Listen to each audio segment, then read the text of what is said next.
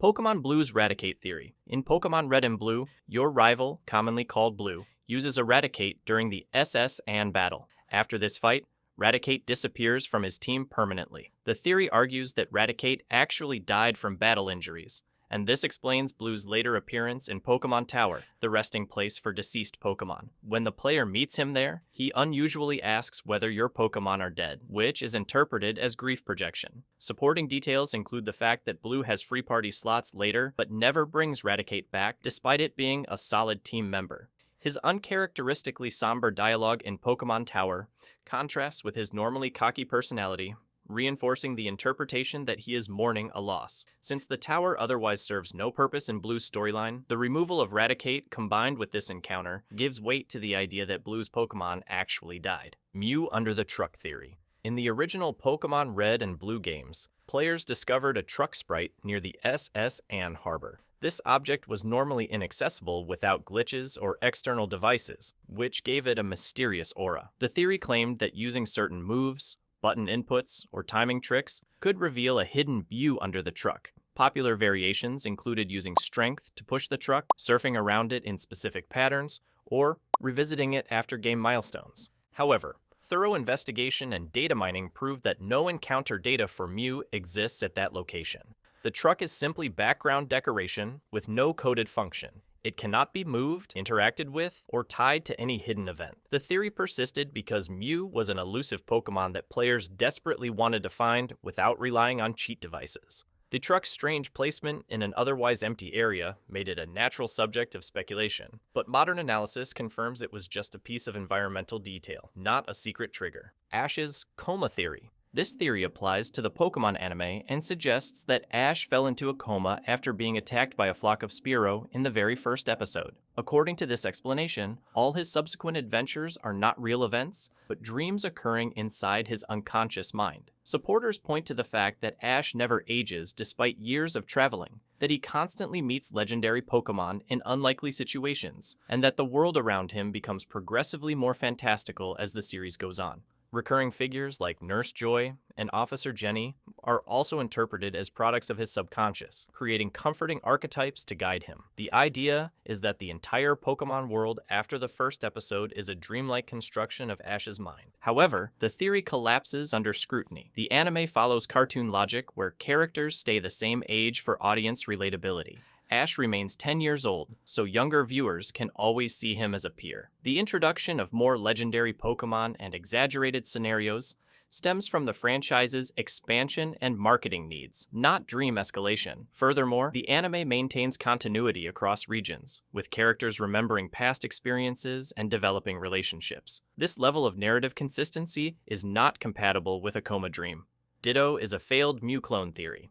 This theory argues that Ditto was the result of unsuccessful attempts to clone Mew, created before scientists eventually succeeded in producing Mewtwo. Several details support this interpretation. Both Ditto and Mew share the same default coloration, pink in normal form and blue in shiny form. They are also the only two Pokemon in the games with the natural ability to use Transform as part of their base movesets. Location evidence strengthens the case. Ditto is commonly found in the Pokemon Mansion on Cinnabar Island, the same facility where genetic experiments on Mew are documented through in-game journals. These journals specifically mention failed experiments before Mewtwo's creation. Ditto's placement in this exact location suggests it could represent one of those failed outcomes. Mechanically, Ditto's breeding ability adds further weight. It can reproduce with nearly every Pokemon species, which implies a kind of universal genetic compatibility. This trait aligns with Mew's role as the ancestor of all Pokemon, suggesting a shared genetic foundation. Taken together, Ditto's amorphous body, its transform ability, its habitat, and its unusual breeding mechanics form a compelling case that it was an unstable clone created in the process of replicating Mew. Gengar is Clefable's shadow theory.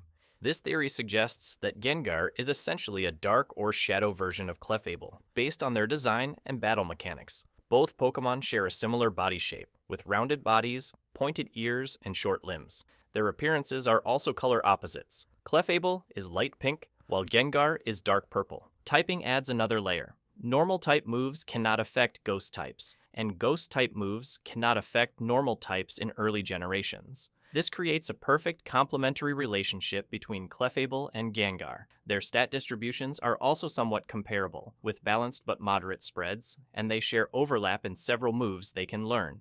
Even their evolution methods show a kind of parallel. Clefable evolves from Clefairy using a Moonstone, while Gengar evolves through trading after Haunter, hinting at unusual non-standard conditions in both cases. Despite these parallels, no official lore confirms this connection. The two species have different origins, behaviors, and habitats. Game Freak often designs Pokémon with similar silhouettes, without implying a direct link. The apparent shadow relationship is most likely a fan interpretation built from coincidences in design and mechanics rather than an intentional piece of lore. The Great Pokémon War Theory. This theory attempts to explain why the Kanto region in the original games seems to lack adult men. It proposes that a large-scale war occurred before the events of Pokémon Red and Blue, wiping out much of the male population and leaving behind mainly children, women, and elderly citizens. The strongest piece of evidence comes from Lieutenant Surge, the Vermilion City gym leader. In his dialogue, he mentions that electric-type Pokémon saved his life during the war and refers to his military background. This reference has been taken as confirmation that a major conflict involving Pokémon took place. Other supporting points include the high number of fatherless households among trainers, the dominance of single mothers in towns, and the general scarcity of middle-aged men. However, there are flaws in the theory. Surge's title as the Lightning American and his use of American slang suggest his war service was outside of Kanto, not within it. Additionally, the absence of fathers and adult men in the early games is more likely due to technical limitations and narrative focus. The developers designed the world primarily as a space for young trainers to adventure freely, so filling it with numerous adult male characters was unnecessary and resource-intensive. The supposed war explanation remains fan speculation rather than canon. Butterfree and Venomoth switch theory. This theory proposes that Butterfree and Venomoth were mistakenly swapped during development, and that Venonat was originally intended to evolve into Butterfree instead of Venomoth. The evidence comes from design comparisons. Venonat and Butterfree share large, rounded compound eyes, similar antennae, and comparable color schemes. Their body proportions also align more naturally than those of Caterpie and Butterfree. On the other hand, Caterpie and Venomoth share segmented body structures and mouth shapes that appear more consistent than Caterpie's connection to Butterfree. The color progression also supports the switch theory. Purple Venonat evolving into purple Venomoth looks more logical than green Caterpie suddenly becoming a white butterfly. Despite this, ecological and behavioral details argue against the switch. Caterpie and Butterfree share a natural bug-to-butterfly progression. Caterpie feeds on leaves, matching real caterpillar behavior, while Butterfree feeds on nectar, matching real butterflies. Venonat and Venomoth, meanwhile, both exhibit nocturnal, poison-type traits and hunting patterns that align well with each other. The similarities between Venonat and Butterfree may be coincidental design overlaps rather than evidence of an actual switch. Their evolutionary paths, habitats, and behaviors suggest the final pairings were intentional. Ho-Oh granted Ash Eternal Youth theory. This theory focuses on Ash's first encounter with Ho-Oh in the opening episode of the Pokémon anime. It suggests that this meeting was more than symbolic, claiming that Ho-Oh granted Ash eternal youth or eternal happiness. According to the idea, this explains why Ash never ages despite years of travel, why he consistently survives dangerous situations without lasting harm, and why he always retains his optimistic personality. Supporters argue that Ho-Oh, associated with rebirth and renewal in Pokémon lore, bestowed a blessing that protects Ash. This supposed divine protection accounts for his unusually strong bond with legendary Pokémon, his quick recoveries, and his unchanging outlook on life. In this interpretation, Ash's perpetual age is the result of Ho-Oh's gift rather than a narrative choice. Critics point out that the real explanation lies in the anime's commercial structure. Keeping Ash at the same age allows each new generation of children to identify with him as a peer-aged protagonist. His repeated legendary encounters and improbable survival reflect marketing needs and storytelling conventions, not supernatural intervention. The theory therefore overlays a mystical explanation on what is essentially a business decision. Genesect is modified Kabutops theory. This theory claims that the ancient Pokémon Kabutops was the original species altered by Team Plasma to create Genesect. The similarities begin with their body structures. Both have segmented builds, blade-like forearms, and a predatory stance. Their head shapes and eye placement also appear related, suggesting an evolutionary connection. Timeline evidence strengthens the case.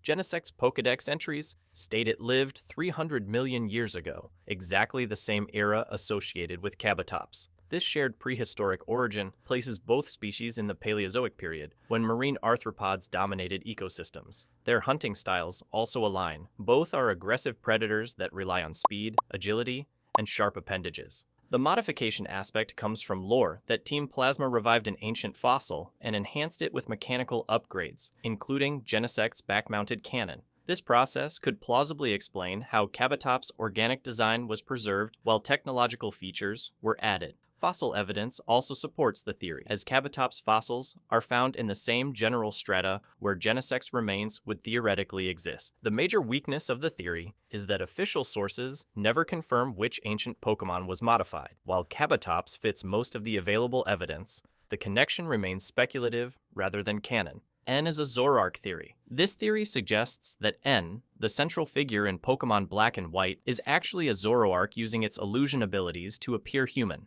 Several pieces of evidence are cited. N's long green hair resembles a Zoroark's mane, and his sharp red eyes mirror Zoroark's distinct eye color. His deep empathy and ability to communicate directly with Pokémon go far beyond normal human capacity, aligning closely with Zoroark's natural emotional intelligence and pack communication skills. Further connections come from the games themselves. Zoroark frequently appears in areas tied to N's storyline, often near places where he has just been or where he mysteriously disappears. This overlap fuels the idea that he and Zoroark are one and the same. However, established lore presents contradictions. N has a detailed human backstory, including childhood memories, human caretakers, and relationships that predate his rise as Team Plasma's figurehead. Maintaining such a history through illusion alone would be impossible. The more consistent explanation is that N and Zoroark share a powerful bond rather than an identity. His unusual abilities likely come from his upbringing and empathy, not from secretly being a Pokémon in disguise. Cubone is baby Kangaskhan theory. This theory suggests that Cubone is actually an orphaned baby Kangaskhan. The evidence begins with physical similarities.